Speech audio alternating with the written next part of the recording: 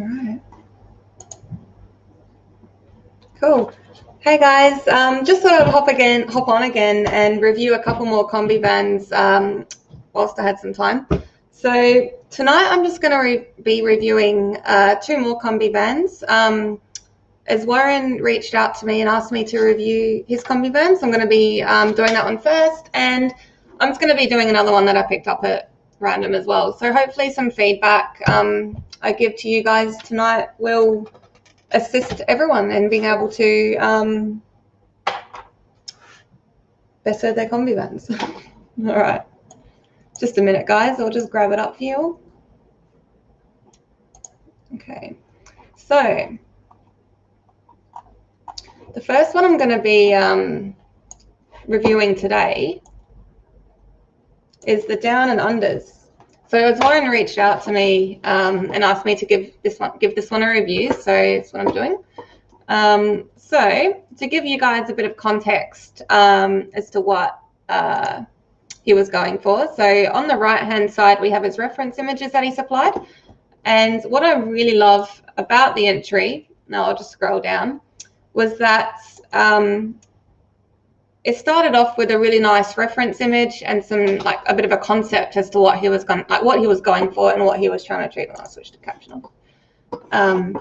So you can see here it's a red and white Kombi van. It's sort of well loved, a little bit rusty around the edges. He said he's going to be putting like a band's name poster stuck on the side of it, and has done a bit of a paint over as to what areas he would like to include in his Kombi van. So something I teach my students is to first of all look at the base materials and break that down into sort of sensible base layers without the secondary layers.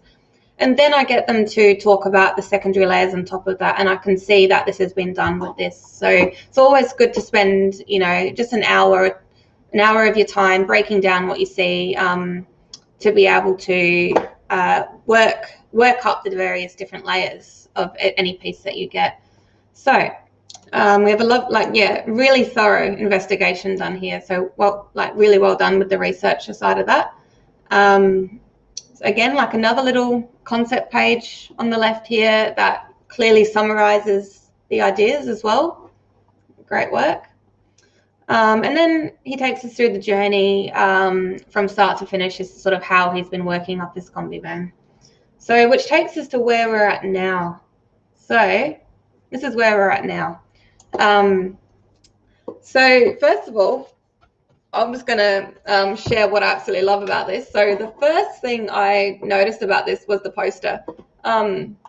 That was, I'm going to say, it was really well executed. I think that's the most photorealistic part of this Kombi van. The crinkles in the paper, the material properties, and that's not working. Just the hand-painted nature of that just looked wicked, I thought, anyway. What is going on? Here we go. There we go. Sorry, guys. Yeah, I thought the poster on the side was really well executed. So you should be really proud of that. I wouldn't really change that at all. I don't think I would stick to what you have there. What else would I like to say? So something else I thought was really successful was just the little nuances and the little details. This Volkswagen sign on the back, I thought that was really neat. That wasn't included in the model, so that was something that he added, which was great. The number plate was also really well done, and some of the stickers on the back.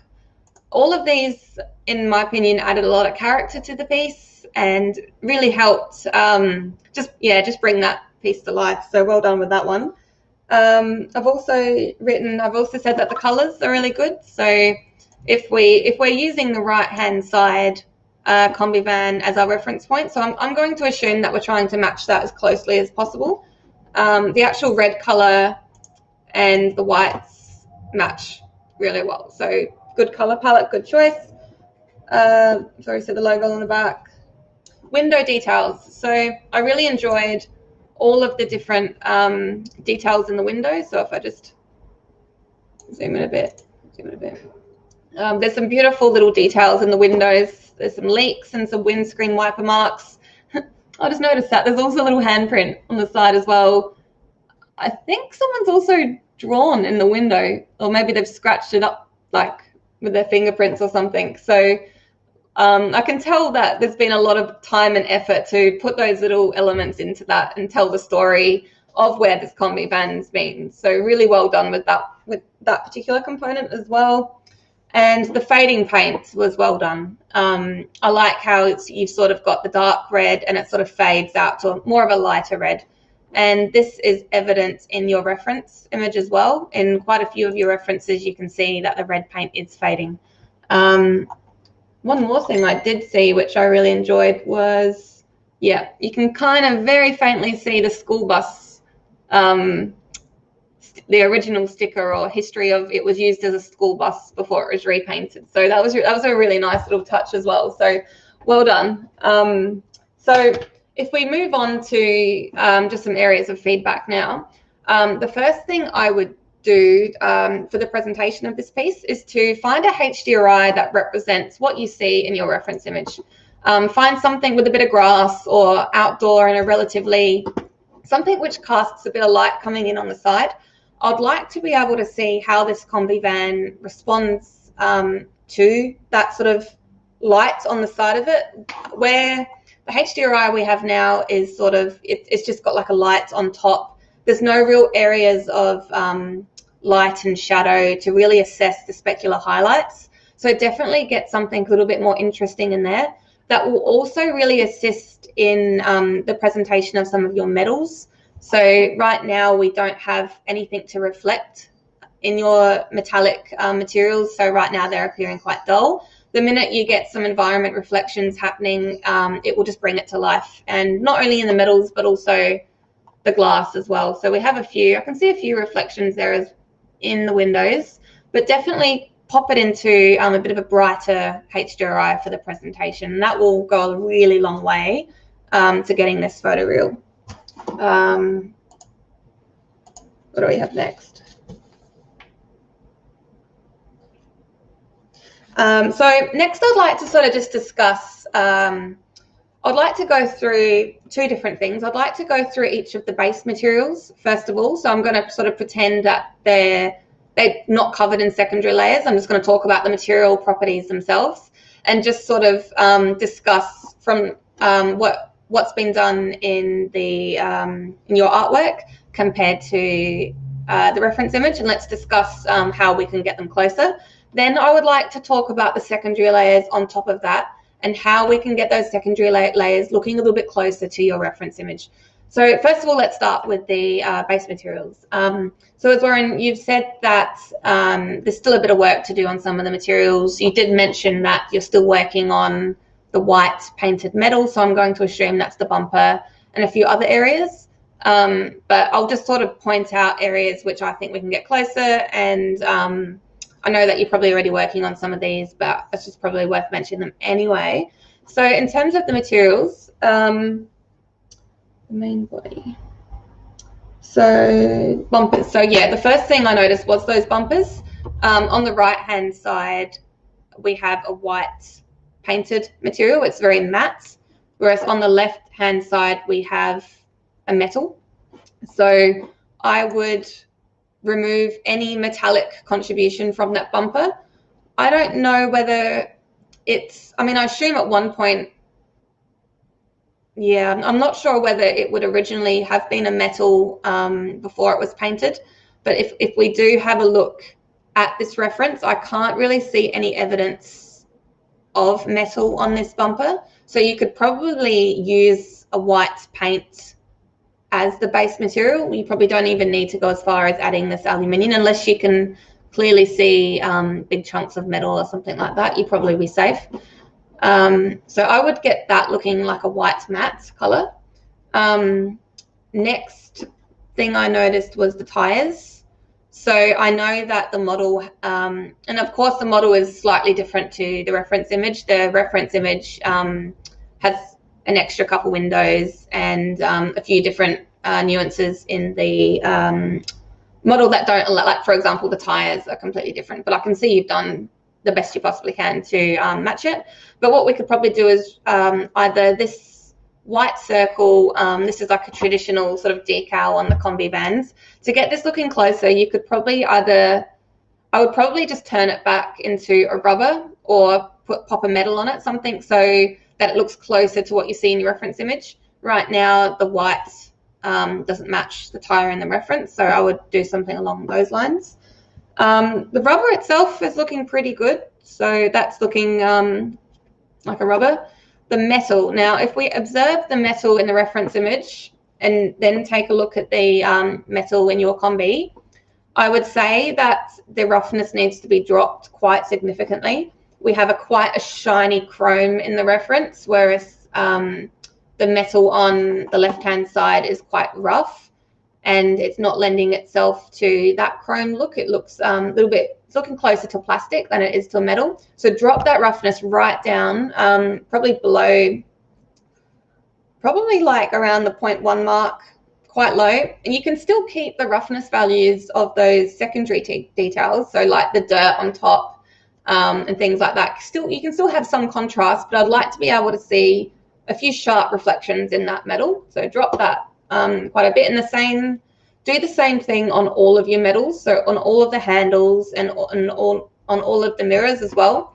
Drop the roughness so we can see the reflections, and also double check that the base color of those metals is not dropping below about 0.7. You can drop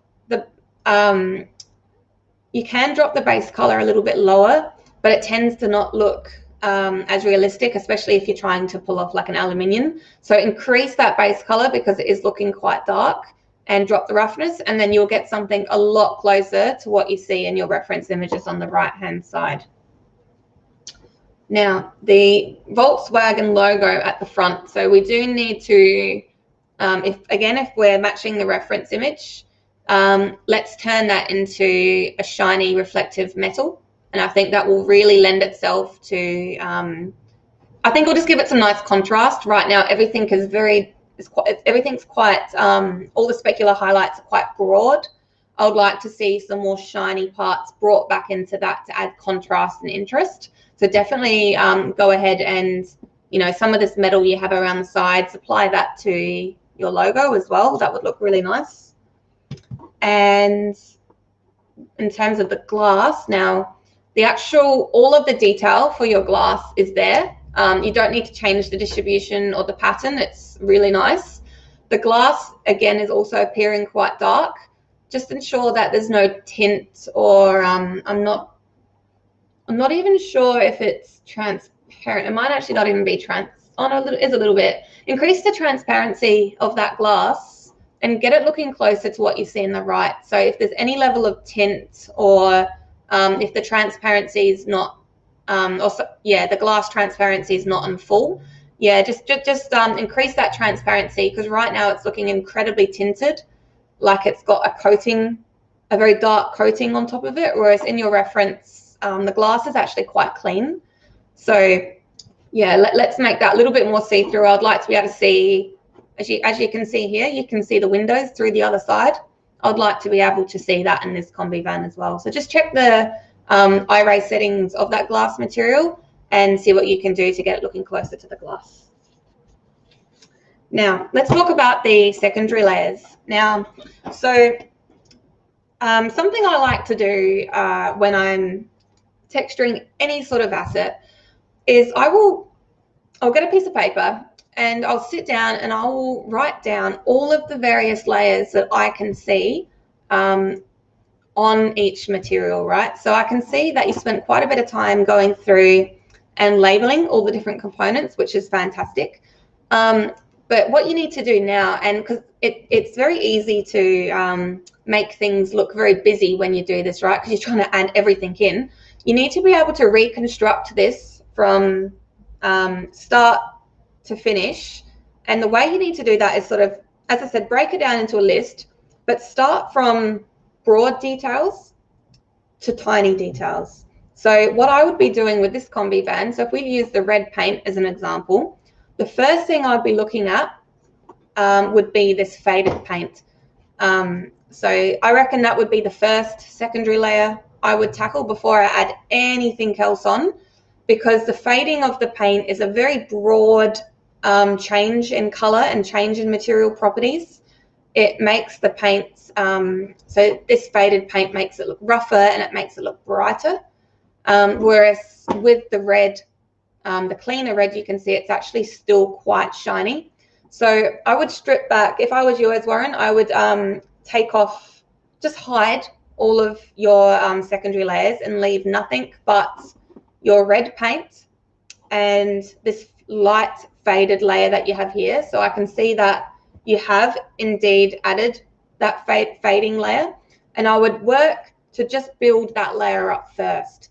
So what I'd be looking at is, I can see that, yeah, towards the base it sort of gets a little bit lighter, but I would be looking at adding something with a bit more of a softer pattern, less scratchy, a little bit more like a cloud texture, or a there's a couple good textures in substance paints, so like the galvanized texture or some concrete sort of grunge textures. Work on getting the distribution of some of these fading paint marks a little bit better. We can see that the paint sort of fades. We have like a spot around here. It seems to fade like around the edges a little bit. Not all of the edges, just some of the edges it fades a bit. We have a nice big fading chunk around the bottom. If we go back to here, yeah, again, some sort of fading around the edges. It's not too strong. There was another reference image you had, which was really cool. This one here.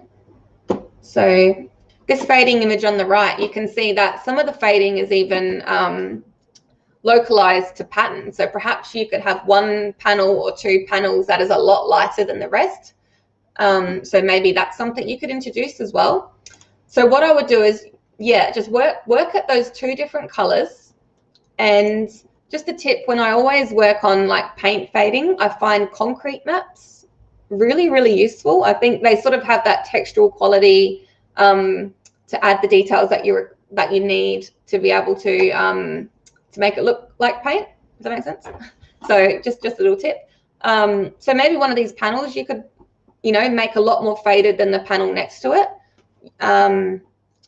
I would also work on the color of the fading as well. So rather just having two different tones, so like a red and a light red as we have here, we can see in our Kombi van that it actually dips to quite a light white color in the most extreme areas, right? So we have the red, then we have that faded red, but I would add another level of fading on top of that, which is almost white. We can see that here. So the idea would be is just to build up those broad strokes of color, get them looking great first. And that would be the very first step I would do. Then I would, once we've sort of achieved that faded paint look, I would only then start looking at the other secondary layers that contribute to this Kombi van. We have, as you've labeled, there's a few rush chips. There's the school bus. There is some like small little flecks. You can see there's little white spots here and there.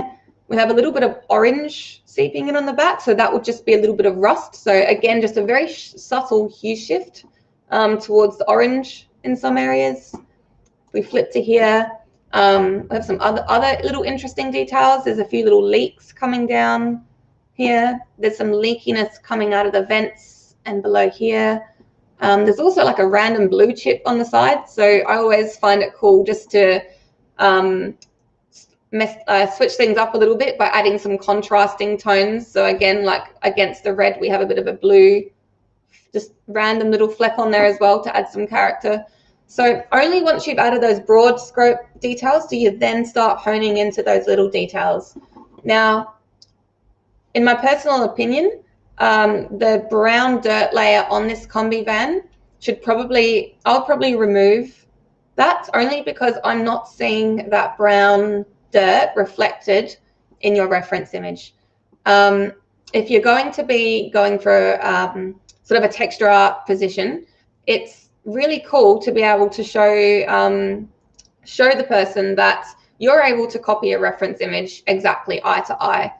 It's very important in the industry to be able to do that. Most of what we do is not made up. It's pretty much copying reference images exactly. So to help you, I would remove this really dark, dirty layer, and I would instead focus on some of the other layers that we can see in the reference image. So I would start to add some of these paint chips down the bottom, and they're a bit of a lighter grayer color than some of this dirt. So I would include some of them around the bottom, around the door. There's a few like bits and pieces. You can see there's a couple flecks here and here. Yeah, but it's not around the back as well. We can see that, but it's not awfully heavy. It's quite localized. And whilst we do have a general sort of brown dirt, you can see it's sort of a little bit darker and a little bit browner down the bottom here. It's quite a soft layer of darkening and dirt, if that makes sense. It's not quite so heavy. So I would just work to get that dirt looking a little bit closer to your reference image, and I think that will go a long way in itself. Once you've done that, start popping on some little nuances, like some of these little white flecks here and there, perhaps some little white edges around the rust, a few scratches here and there, just very subtle. And but only introduce those fine details once you've nailed the broad details, all right? So that would be for the paint. Now, another thing I forgot to mention was the red paint itself could probably, at its most cleanest point, reduce the roughness so that we have a shiny red paint. So car paint is actually really quite shiny. It's around, you could probably pop it around the 0.1 roughness value, because you can see reflections through that car paint quite easily. But obviously increase the roughness in the areas where that paint has been faded. But that will give you that interesting difference between the shiny paint and then the rough areas in which it's come off. So that's just something else I would work towards. And with the glass, again, I've said that all of those details, they're absolutely beautiful. Don't change the distribution at all because they're wicked. I would just reduce the strength just a little bit. So the windows on the right are a little bit cleaner. So just drop back the opacity of some of those dirt layers, maybe by 40 to 50%. Get them looking a little bit cleaner. Some of these cool things that you've added, maybe like the fingerprints or just a few areas of character, maybe you could increase them and keep them strong just so we can see that you've painted them still. But some of these dark edges and things like that, let's tone them back quite a bit, get them looking a bit cleaner, and that will really assist in matching your reference. Cool. So, I mean, that's a lot of feedback, I would say, for the next rounds. So definitely keep working towards your next piece, and yeah, really looking forward to seeing what you come up with. Please share your updates with me when you get through them. So yeah, really well done. I do want to stress how far this has come since the original submission. So well done. Lastly, so I'm just going to be moving on now to one last Kombi van. And so this one was the grimy Kombi van. And I just wanted to point this one out. I thought it had some cool different like color patterns. And I just wanted to discuss a few different components of this Kombi van, which I think will help everyone as well. So I picked something, that I think a lot of people can benefit from. So first of all, what I did say that I really enjoyed was the colors. What I haven't seen a lot of, which I do like in this piece, is, let's pop this away, it's just those shifts in color dependent on panels. I haven't seen a lot of that. Quite often when you do have cars, older cars that are made up of panels, you will see subtle shifts in color. I know my car has like half of the car is like faded. It was a yellow car. It's like faded like to almost white on a couple of the panels, and some of it's still bright yellow. So I suspect, if that's just, you know, my car outside, I suspect something this grimy would probably have some, you know, had some accidents at some point. Maybe the panels have been painted a slightly different color. So I do really like this little character quirk. I think, yeah, if you do have some dirtier, older Kombi vans, play around with that. It's a very cool little trick to adding interest to these things. So well done. I really enjoyed that. Secondary layers. I like the dripping texture, honestly. What a lot of people haven't been doing, I see a lot of grime and a lot of dirt build up, but what I haven't seen is a lot of this negative space. So when these vans are getting really dirty, what quite often happens is you'll get on top of that dirt, you will get leaking. Perhaps it's just recently rained, or you'll get leaking coming out the vents or other areas, which will sort of wash away that dirt and create a bit of a negative space. And I really like that about this. So we do have this sense of the dirt is quite old, and it's sort of been rained off. It's been outside at some point, and the owners tried to give it a bit of a clean outside, but didn't really work too well. Yeah, so we have some big large drips coming down, and it's carried the dirt along with it. So I really enjoyed that. I like the little flower pattern. I thought that was really cute on the back. And the tires were quite well done as well. So good work for this one. Areas of feedback would be, first of all, in terms of presentation, reduce the scale of your HDRI. Right now, if you have a look at the size of the gravel, the pebbles, the gravel is, you know, almost probably a couple. It's massive compared to the tire size, right? So it's making the Kombi van appear more like a toy than a real life van. So we want to be scaling down until we see the size of these pebbles shrink to what they should be in comparison to the tires. And I think that will instantly help add a sense of size to the Kombi van. So that would be the first thing I would do. Next, I would like to look at the glass. So whatever is happening on this glass at the top here is a little bit too strong. I think we may have a close-up somewhere. Yeah. So this dirt layer on the glass, let's knock that back quite significantly. Dirt would probably only build up on the very edges and the corners, and the actual glass itself is quite cloudy. The roughness of glass should be approximately 0.04 or below. You could even knock it right back to 0.02, and then sort of reserve that high roughness for the areas where it's dirty only. So we want to reduce this broad specular highlight and really bring back some of those sharp reflections. Knock back some of this dirt, and yeah, it's definitely like it's appearing more successful on this window than it is on this one. I'm not sure whether that's to do with, I think it might be the roughness value that's sort of sparkling in the light maybe. I'm not sure, but we definitely need to reduce the contrast and reduce the level. So if we do that, that will really assist in getting that looking a lot real. And also, if there's any bump on there, reduce that to next to nothing. I think the crack it's a really good idea. But what is not assisting is how thick the crack is. It should be a lot finer and not as deep as well. So thin out those lines, make them quite thin, and yeah, reduce that bump right back so it's not so strong, and that will really help.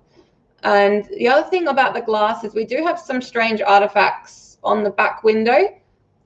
I'm not sure whether that's a bump or a normal map, perhaps, but just find out what's causing this edge to look like that, and let's remove that. And again, that will really assist in getting that glass looking realistic. Yeah, and again, loving the shift in color of these panels. Looks great. So now I want to talk just a little bit more about this dirt. So I really did enjoy, as I said, the negative space and the leaking patterns.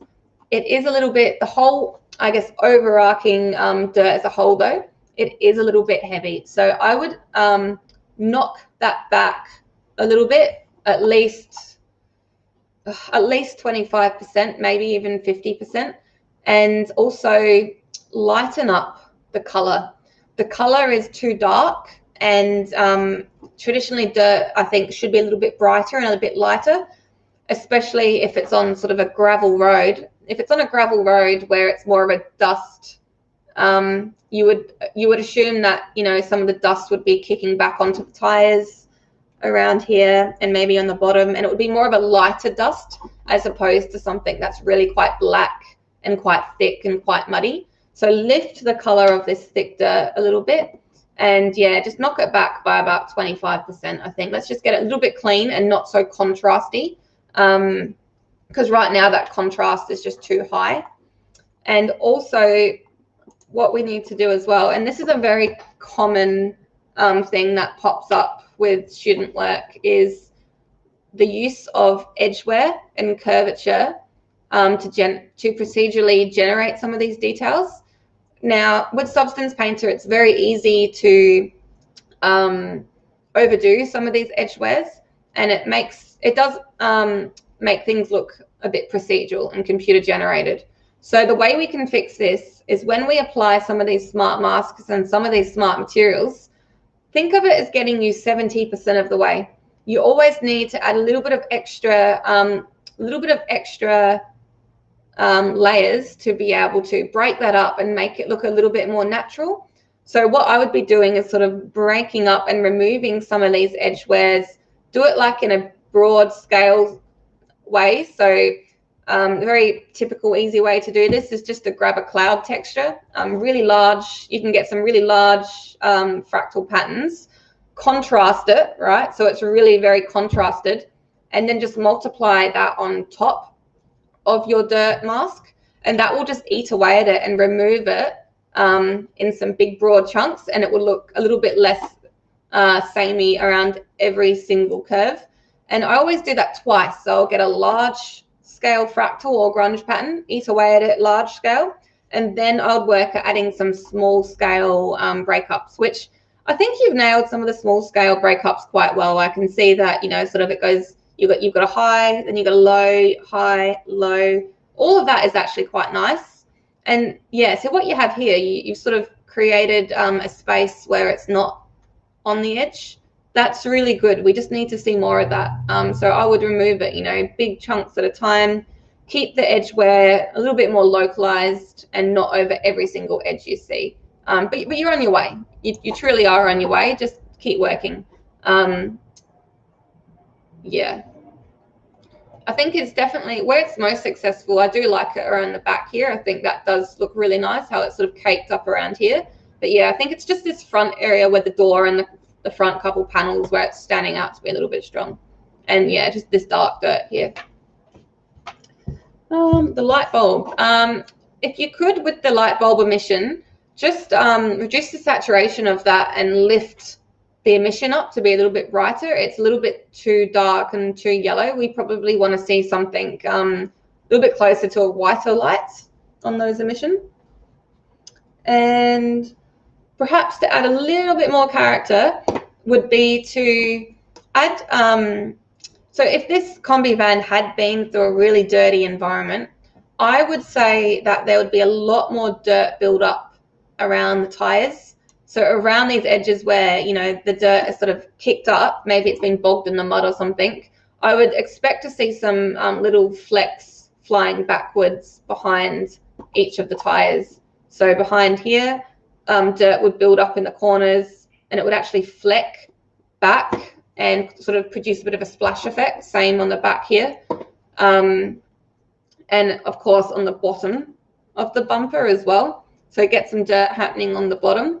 And perhaps we could clean it up a little bit at the top, because I can't imagine that dirt would get to be that strong on the roof of the Kombi van and some of these higher areas. I imagine that sort of level of mud would have appeared more towards the base. So that's just another thing to think about as well. Other than that, I think that's enough in terms of feedback, so I'm going to leave that with you. Again, really well done. I look forward to seeing the next update. So, cool. All right, guys, so I'm going to leave it there. Thanks again for watching, and again, please get in contact with me if you would like a review for your Kombi van. Hopefully this has been helpful for you guys.